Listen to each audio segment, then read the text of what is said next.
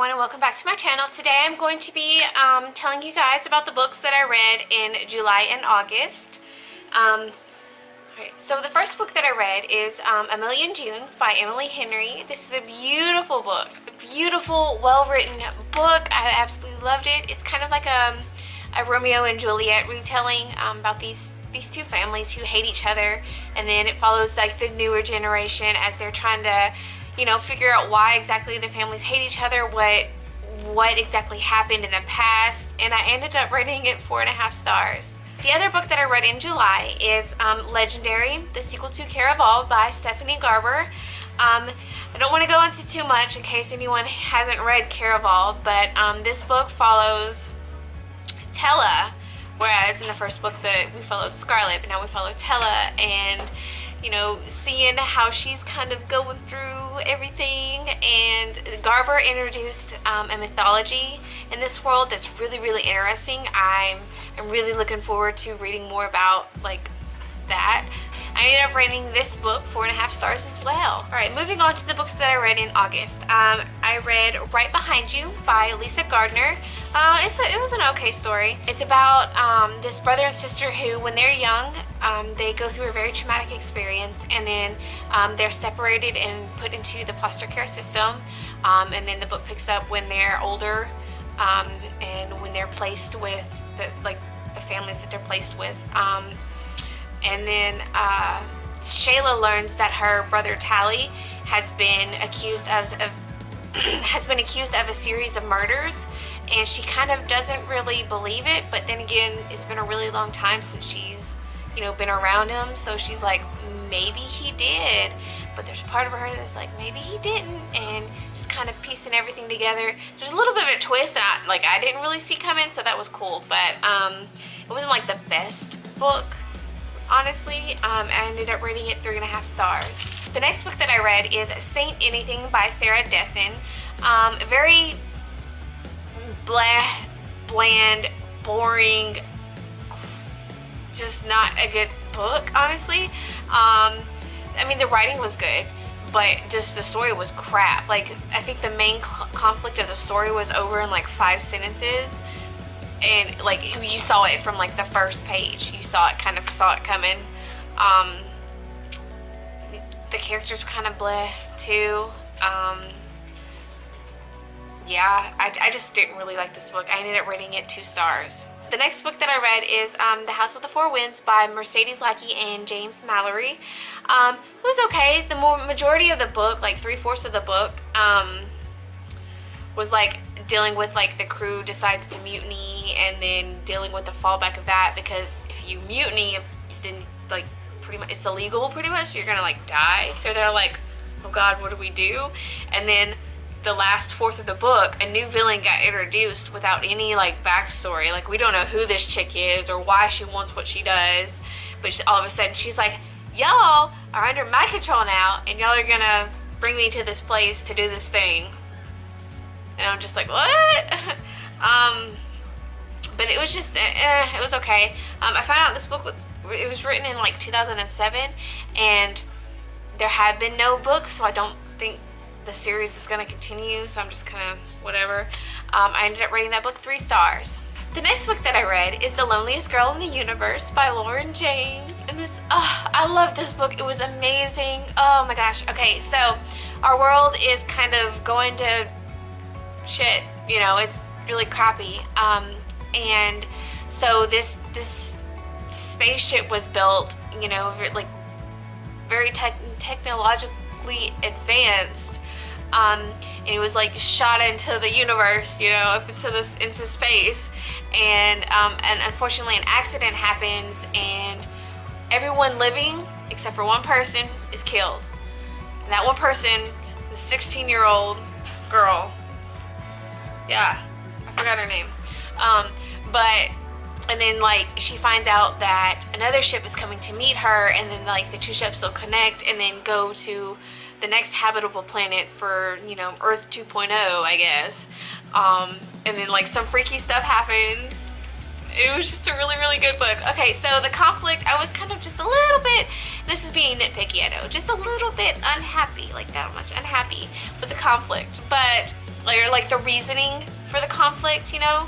But I don't know, overall it was still a really, really good story, and I ended up rating it 5 stars. Alright, the next book that I read is City of Dark Magic by Magnus Flight, and this is actually a DNF book, so I did not give it a star rating.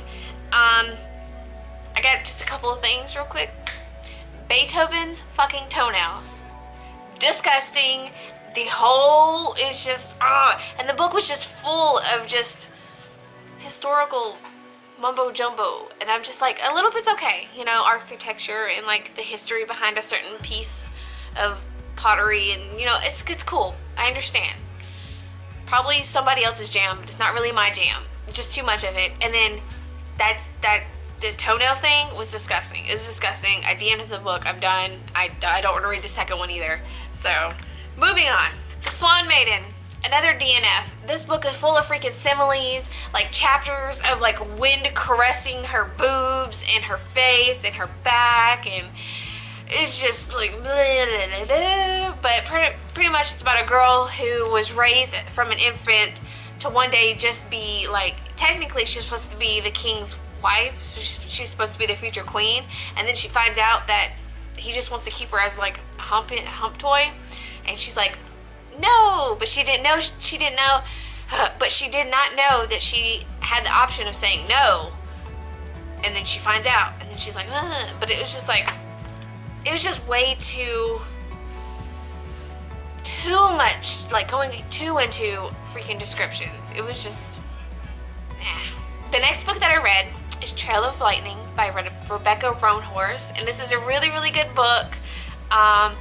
Pretty much it's in the sixth world. I don't really want to explain too much of it because I just don't feel qualified to speak too much about this book right now, because it's still kind of like rumbling around up here. But it was really, really good. It was a really good book.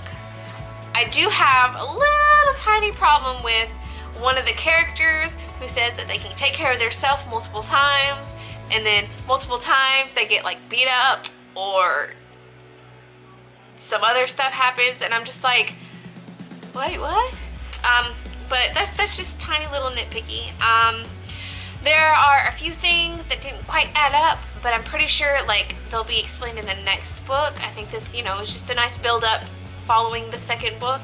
It's still a really, really good story. That ending though, holy crap, I want to know what happens next. I ended up rating this book 4 stars. And then finally, I read Ready Player One by Ernest Cline, and I absolutely loved this book. In case you didn't know, this world, or Ready Player One, is like a dystopian kind of. It's like a future Earth that we're bad. Like it's a very real possible future that we could have, well, except for the Oasis. But anyway, virtual reality called the Oasis is like everything, everyone's always on it, everyone's, you know, doing, you go to school in the Oasis, and then the creator Halliday passes away, and he leaves some clues and some like quests thingies for like people to find, and then whoever finds them all and like wins everything, they like win everything, and like they become like the owners of the Oasis. And it follows Wade and a group of other people and some bad guys, and it's just a really, really good book. I know that description is not giving it justice. I know it's not giving it justice. This book was so much more than what I just said. It was so freaking good. It was such a good book. I loved like reading Wade. If you've read this book, reading Wade, how he started and then where he ended up at the end of the book, like how he matured, I guess you could say, was really, really good. I loved reading that part. So I ended up rating this book 4.5 stars. And then I watched the movie, right? The movie is totally different from the book. To be honest, I really felt that they made Wade look so fucking stupid in the movie, which is crazy because in the book, I thought he was very smart. I mean, he wasn't a prodigy by any means, but he was a very smart character, especially towards the end, you know, if you've read the book. But he just felt just really kind of immature. kind of in the movie, and I just like, I mean, I understand why they kind of like changed things up a bit, but because of that, I just felt like they made him look really stupid. But it was still a really good movie. The graphics were really good. I really enjoyed watching it. I do prefer the book over the movie though, but both of them are really, really good. If anyone's read any of these books, you know, maybe we can talk about it. I don't know. I really enjoyed, like I'm saying, I really enjoyed Ready Player One. If you want to talk about it, I'm here. I would love to talk about it. Alright, that is it for my July and August wrap up. Thank you guys so much for watching. If you're new to my channel, welcome. Maybe consider subscribing. I'd really appreciate it. My Twitter, Goodreads, and Instagram accounts are linked down below in case you want to follow me on any other social media. And as always, thank you so much for watching, and I'll see you later.